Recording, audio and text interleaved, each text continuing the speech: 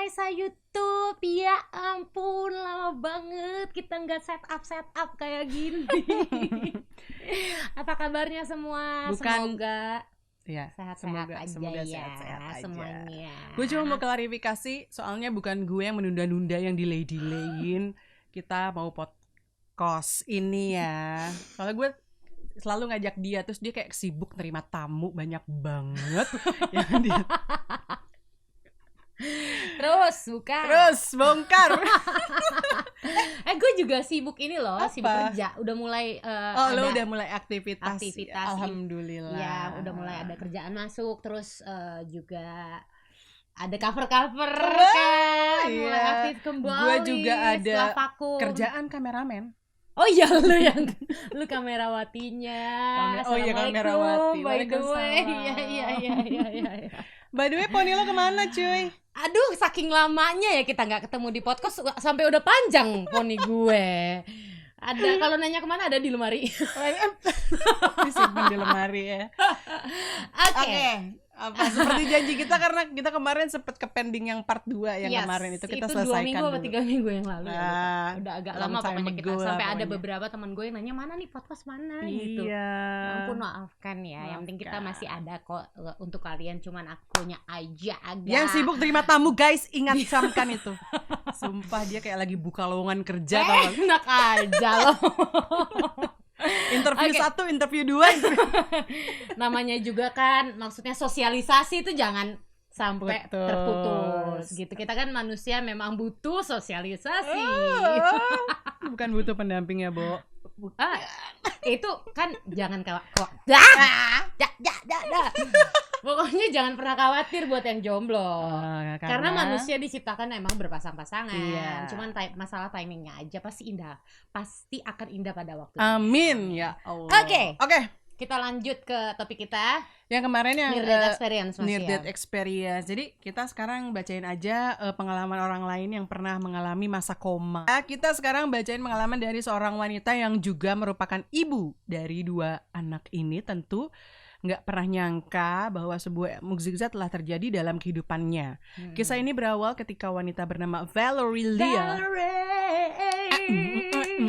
Udah. Semua orang tahu lo penyanyi. Enggak.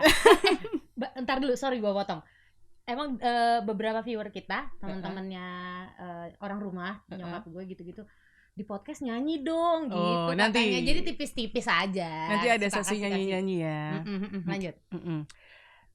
Valerie Lia tengah mengandung anak ketiganya yang memiliki usia kandungan selama 27 minggu. 27 minggu itu berarti 6 bulanan ya. Jalan.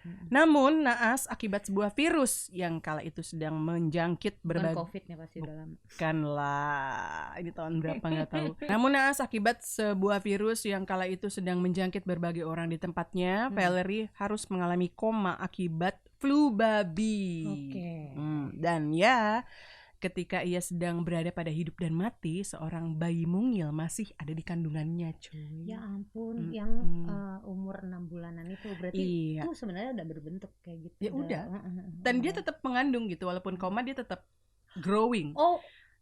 Iya, akibat virus ini. Tentu menjadi sebuah momok besar yang dirasakan oleh suami Valerie.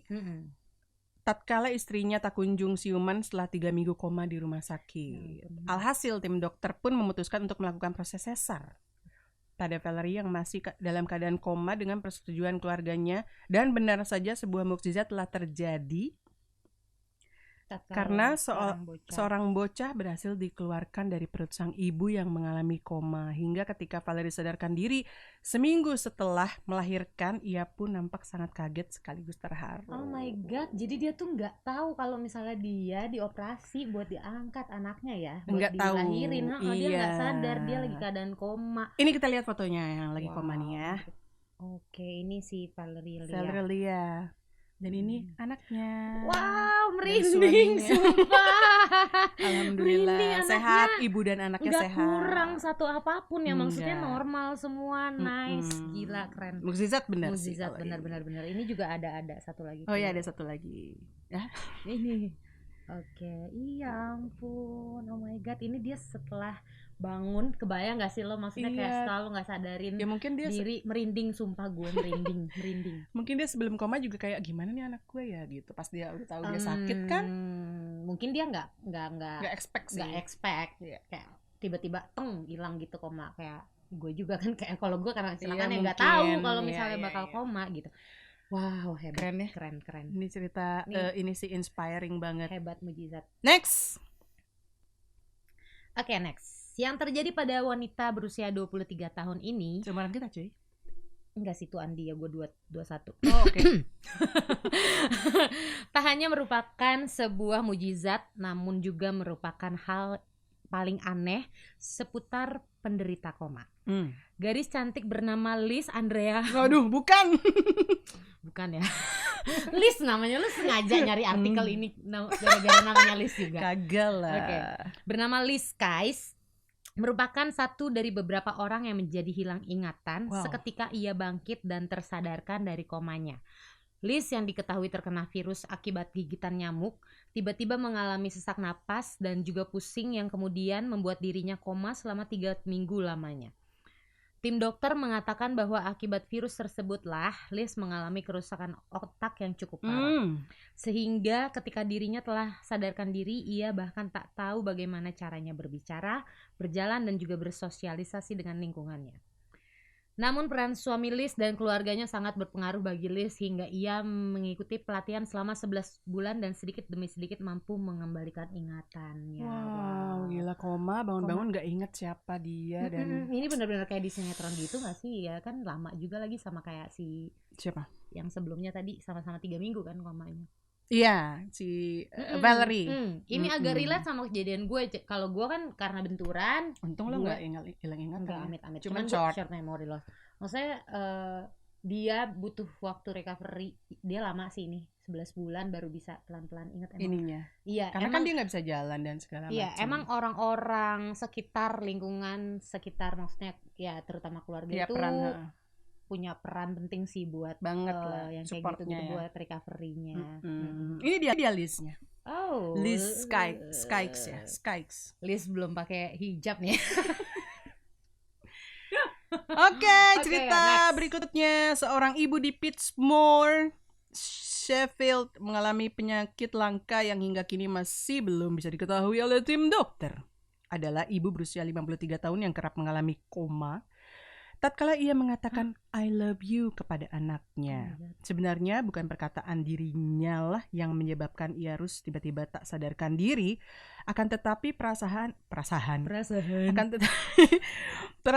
dan rasa emosional dalam dirinya yang membuat ia harus mengalami koma selama beberapa kali. Miss Richmond di Tenggarai itu apa ya? Di Tenggarai, di kayak ya gitulah, di Tenggarai. Di Tenggarai, benar. Ya, di Tenggarai Tengah mengidap sebuah penyakit langka yang mengharuskan dirinya untuk mengurangi bahkan menghilangkan perasaan emosional dalam dirinya. Ia dianjurkan untuk tidak merasakan sedih, bahagia maupun stres berlebihan karena hal-hal tersebutlah yang lantas membuat dirinya dapat terjatuh pingsan dan koma selama beberapa waktu. Duh, gila.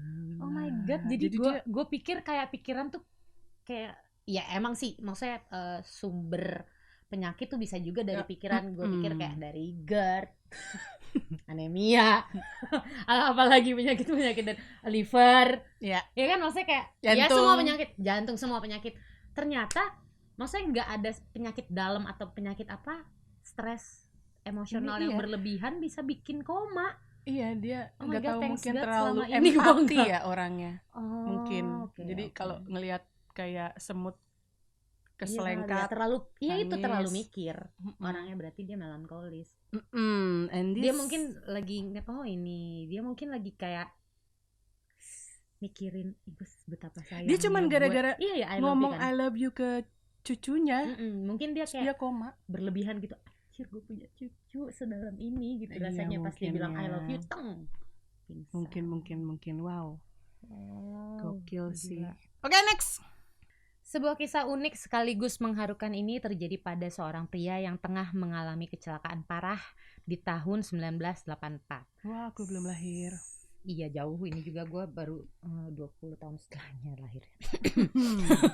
Saat itu ia sedang mengendarai truknya yang baru saja, aduh ini maaf rambutnya nutupin jadi aku gak bisa baca. Dipegangin gini dulu deh truknya. Baru saja merayakan kelahiran anak pertamanya. Kamu pamer. Mau pamer. Ya lu bisa ya, kurang ajar. Akibat kecelakaan tersebut Iya. itulah dia kurang S nih. Tersebut itulah pria berusia 19 tahun bernama Wallace ini harus mengalami koma selama 19 tahun lamanya. Oh my god. Namun sang ibu dan juga istrinya tak pernah menyerah untuk menanti sadarnya Wallace. Ya ampun. Hingga pada suatu hari di tahun 2003, pria koma ini tiba-tiba membuka matanya dan memanggil nama ibunya. Hal ini tentu saja mengejutkan sekaligus membuat istri dan ibunya terharu. Kini Wallace pun tengah berusaha untuk beradaptasi dengan lingkungan barunya. Mengingat ia masih merasa bahwa Presiden Amerika saat ini adalah Ronald Reagan. Wallace pun nampak bahagia dan juga senang tatkala ia melihat dan mengetahui bahwa putrinya Amber sudah berusia 19 tahun dan tumbuh dewasa. Oh my god. Gila, ini sih maksudnya penantian tersabar sih menurut gue. 19 tahun koma. Dirawat dong. Jadi temen gue yang pernah gue ceritain juga di episode sebelumnya kan ada juga yang sama persis sama gue kenanya koma juga. Terus tapi dia kalau nggak salah seminggu apa 2 minggu, gue lupa pastinya, itu tuh udah mau disolatin. Oh, ngerti nggak sih lo? Jadi kayak ngajiin lah atau kayak gitu, maksudnya udah kayak ya udahlah semudah itu. Ini sih hebat sih, keren banget ini ya fotonya ya. Keren ya, ini dia. Wah, Wallace. Merinding juga kalau gue ini. Anjir 19 tahun. Nih ibunya. Oke. Ini pas dia bangun ya fotonya ya. 19 tahun. Dan lo kebayang gak sih dia bangun terus ngeliat anaknya tuh udah gede, go to college gitu, kayak yang oh my god. Enggak, gue juga lebih ngebayangin lingkungannya sih. Maksudnya kayak anaknya ya nggak ngerti apa-apa kan. Iya. Bokap kayak kecelakaan apa segala macem, harus ngelihat. Gue punya bokap tapi kayak bokap gue nggak koma gitu sampai gede itu sih. Ya maksudnya kayak struggle-nya mereka keren sih. Keren banget lah kalau orang-orang luar ya sana sih lebih menghargai nyawa orang ya. Yes. Next. Seorang gadis remaja baru saja menggegerkan pihak rumah sakit, keluarga, serta beberapa awak media di negerinya. Bagaimana tidak? Akibat koma yang dia alami. Oh baik, ini jadi kayak silat ya. Gadis bernama Sandra Relic ini tiba-tiba saja benar-benar melupakan bahasa aslinya. Sandra yang kala itu sadarkan diri, tiba-tiba lupa dan gak tahu bagaimana berbicara dalam bahasa Kroasia, bahasa sehari-harinya. Namun belum berhenti di situ, yang lebih mengejutkan lagi ialah Sandra berbicara bahasa Jerman dengan sangat fasih.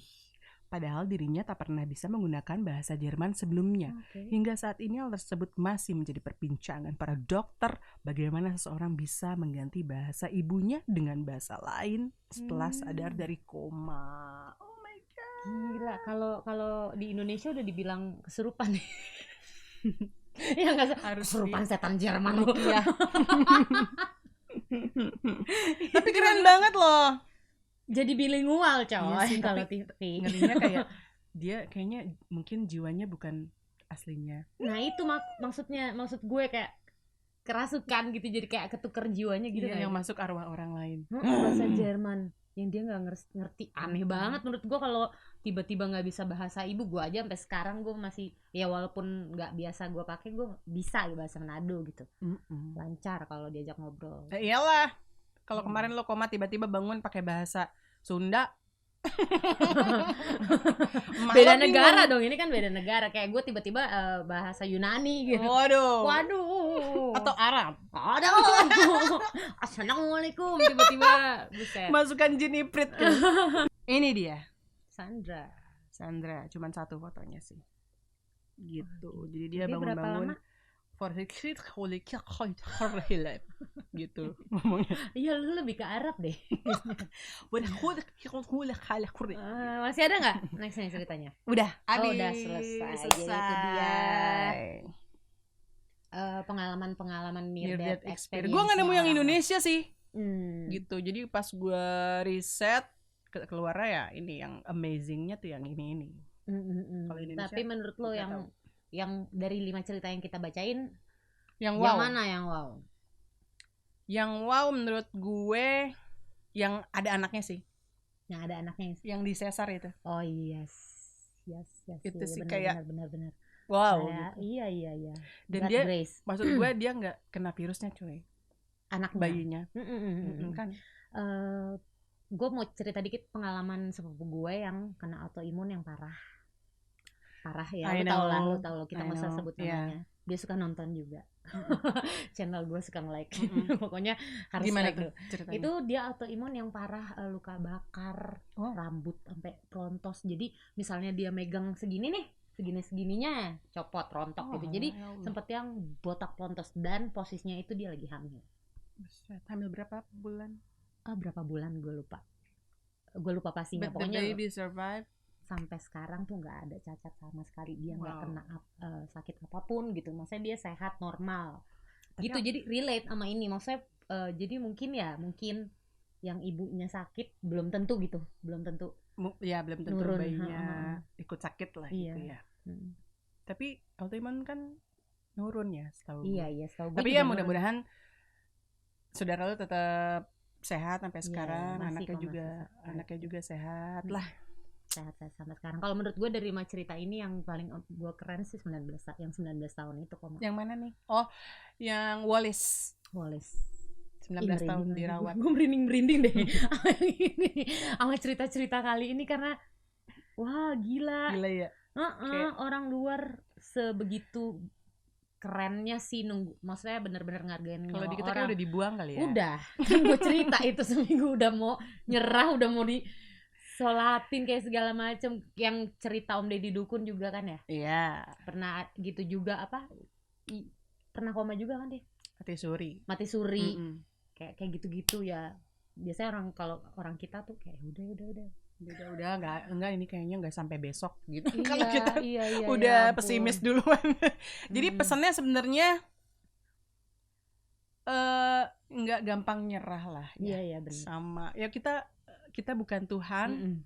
Pasti kalau misalnya udah kata Tuhan bisa hidup lagi atau selamat, ya udah kita mah jadi manusia yang ada di sekitarnya cuman tetap harus support. Benar. Harus nemenin, jangan give up gitu. Benar. Ya kan? Kayak lu kemarin sama keluarga lu kan pasti keluarga lu nggak ada yang give up kan? Sama sekali sama lo ya, tetap ada di samping lu gitu. Gue sih nggak pernah ngerasain amin. Ya udah segitu aja kali ini videonya, semoga bisa membayar. Lu nggak mau nanya kenapa gue? Oh my god. Aisyah jatuh cinta. Nanti aja. Iya katanya kan dulu. Nanya dulu. Gue nanya dulu dong. Belum nanya nanti aja. Gue takutnya harusnya kayak gue nanya ulang nih ya. Kan gue nanya nih. Gue nanya pas lu tar dulu nanti aja, harusnya gitu kebalik coy. Iya kan gue yang mau jawab, lu gue yang cut. Ulang lagi. Lu nggak mau nanya gue kenapa berhijab? Kenapa gitu dong? Kenapa? Jangan dijawab dulu. Gimik TV. Kita kembali lagi selama Riwara berikut ini. Enggak ya, kita next konten kita bakalan bahas penampilan looks barunya Elis kali ini. Nah, bukan cuma luarnya dong, dalamnya juga. Ya udah, nanti kita bahas di next episode. Semoga video ini bisa menghibur kalian, pastinya menginspirasi. Jangan lupa like, comment, subscribe, and turn on notification. Sampai ketemu di next episode. Thank you so much. Bye bye.